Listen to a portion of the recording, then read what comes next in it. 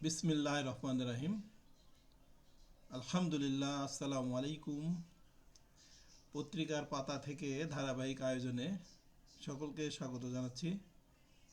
পবিত্র মাহে রমজান উপলক্ষে প্রচারিত বিশেষ পর্বে আজকেও একটি প্রতিবেদন আপনাদের সামনে উপস্থাপন করব। আজকের এই প্রতিবেদনটিও বাংলাদেশ প্রতিদিন পত্রিকা থেকে নেয়া। আজকের প্রতিবেদনের মূল শিরোনাম রোজায় দাঁত ও মুখের যত্ন। প্রতিবেদনটি লিখেছেন অধ্যাপক ডক্টর অরূপ রতন চৌধুরী। সাধারণত পবিত্র রমজান মাসে আমাদের খাদ্যদ্রব্য গ্রহণের একটি পরিবর্তন সহ জীবনযাত্রারও পরিবর্তন হয়। যেহেতু রমজান মাসে খাওয়া দাওয়া আমরা শেষ করি সাহরির মাধ্যমে, সুতরাং আমাদের দাঁত ব্রাশের সময়টাও পরিবর্তন করে শেষ রাতে সাহরির পরে নিয়ে যেতে হবে।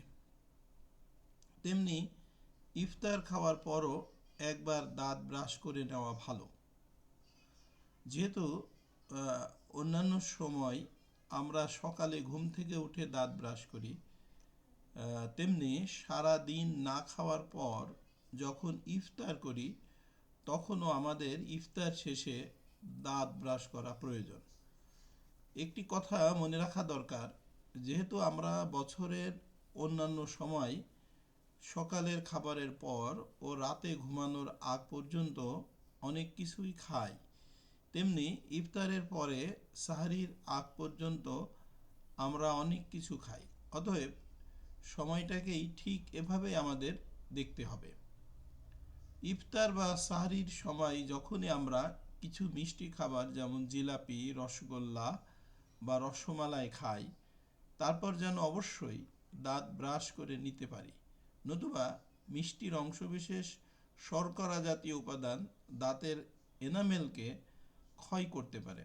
সুতরাং ইফতারি বা সাহরিতে মিষ্টি খাবার খাওয়ার পর অবশ্যই দাঁত ব্রাশ করা প্রয়োজন। আরেকটি বিষয়, রোজার সময় অভুক্ত থাকার কারণে মুখে অনেক সময় দুর্গন্ধ হয়। এর কয়েকটি কারণ থাকতে পারে, যেমন পেটের সমস্যা থাকলে অ্যাসিডিটি বা গ্যাস্ট্রিকের জন্য মুখে দুর্গন্ধ হতে পারে।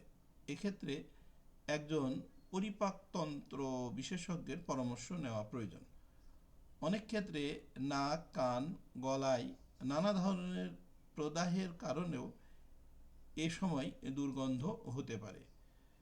এ ব্যাপারে ইএনটি বিশেষজ্ঞের পরামর্শ নেওয়া প্রয়োজন। আবার বেশিরভাগ ক্ষেত্রে দেখা যায় যাদের জিহ্বার উপর খাদ্যের প্রলেপ অসংখ্য জীবাণু সহ থাকে, তাদের এ প্রদাহ থেকে ভোলাটাইল সালফার কম্পাউন্ড তৈরি হয়, ফলে মুখে দুর্গন্ধ হয়। অতএব দাঁত ব্রাশের সঙ্গে অতিরিক্ত আরও একটি কাজ করতে হবে। সেটি হলো প্রতিদিন 2 বেলা দাঁত ব্রাশের আগে জিভ সুলার সাহায্যে জিভ পরিষ্কার করা প্রয়োজন। আরেকটি বিষয় হচ্ছে, ইফতারিতে ভাজা পোড়া খাবারের সঙ্গে অনেকেই পেঁয়াজ রসুনও অধিক পরিমাণে গ্রহণ করেন। তাদেরও খাবারের অভ্যাস পরিবর্তন করতে হবে এবং সেই সঙ্গে টাটকা ফলমূল, সালাদ জাতীয় খাবারের অভ্যাস করতে হবে এবং পেঁয়াজ রসুন খেলেও সঙ্গে সঙ্গে টুথপেস্ট এবং টুথব্রাশ ব্যবহার করা প্রয়োজন। রোজার সময় যেহেতু মুখ অনেকক্ষণ সময় ধরে খালি থাকে, সেহেতু সাহরির পর দাঁত ব্রাশের আগে দুটো বিষয় অবশ্যই করণীয়। রাতে সাহরির পর কুলিকুচি করে নিয়ে ডেন্টাল ফ্লসের সাহায্যে প্রতিটি দাঁতের মধ্যবর্তী অংশ থেকে সূক্ষ্ম খাদ্যকণা বের করে আনা প্রয়োজন। দ্বিতীয়ত, ক্লোরহেক্সিডিন জাতীয় মাউথওয়াশ ব্যবহার করে কুলিকুচি করা। তৃতীয়ত, একটি জিভ সুলা বা টাং ক্লিনার নিয়ে জিহ্বা পরিষ্কার করা। চতুর্থ এবং শেষ কাজটি হলো ফ্লোরাইড যুক্ত টুথপেস্ট দিয়ে অন্তত 3-4 মিনিট সময় দাঁত ব্রাশের সাহায্যে সব পাটির দাঁতকে পরিষ্কার করে ধুয়ে ফেলা। রোজার সময় অনেকেরই দাঁত ব্রাশের সময় মাড়ি থেকে রক্ত পড়ে। এটি বিভিন্ন কারণে হতে পারে, যেমন এই সময় দাঁত ব্রাশের নিয়মানুবর্তিতা ঠিকমতো মানা হয় না, ফলে খাবার জমে মাড়িতে প্রদাহ সৃষ্টি হয়।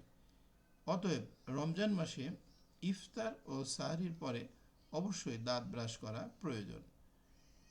ভিটামিন স্বল্পতার কারণেও, বিশেষত ভিটামিন সি, মাড়ি থেকে রক্ত পড়তে পারে। সুতরাং রোজার সময় ইফতারিতে প্রচুর ভিটামিন সি সমৃদ্ধ খাবার যেমন লেবুর শরবত, জাম্বুরা, কমলালেবু, কামরাঙা, আমড়া, মাল্টা, আমলকি, আনারস, সেই সঙ্গে সালাদের যেমন গাজর, শসা, টমেটো, লেটুস পাতা ইত্যাদির সঙ্গে সালাদ ড্রেসিং হিসেবে লেবুর রস মিশিয়ে খাওয়া রোগ প্রতিরোধক। মাড়ি থেকে রক্ত পড়ার আরও কারণ থাকতে পারে, যেমন শারীরিক অন্যান্য সমস্যা, যেগুলো রক্ত পরীক্ষার মাধ্যমে নিশ্চিত করা প্রয়োজন। তবে বেশিরভাগ ক্ষেত্রে মাড়িতে ও দাঁতে ডেন্টাল প্লাক জমে থাকার কারণে মাড়িতে প্রদাহ হয়। পেরিওডেন্টাল ডিজিজ, সেসব ক্ষেত্রে রোজার আগে অথবা পরে একজন ডেন্টিস্টকে দিয়ে ডেন্টাল স্কেলিং করা অতীব জরুরি। তো সুপ্রিয় দর্শক শ্রোতা মণ্ডলী, আজকে এই ছিল আজকের আলোচনা। ইনশাল্লাহ আগামী দিন আবারও পবিত্র মাহে রমজান উপলক্ষে বিশেষ কোনো লেখা নিয়ে আবারও আপনাদের সামনে হাজির হব। ততক্ষণ পর্যন্ত মহান আল্লাহ রব্বুল আলামিন আমাদের সহায় হন, সেই প্রত্যাশা ব্যক্ত করে আজকে এখানে শেষ করছি। আসসালামু আলাইকুম ওয়া রাহমাতুল্লাহি ওয়া বারাকাতুহু।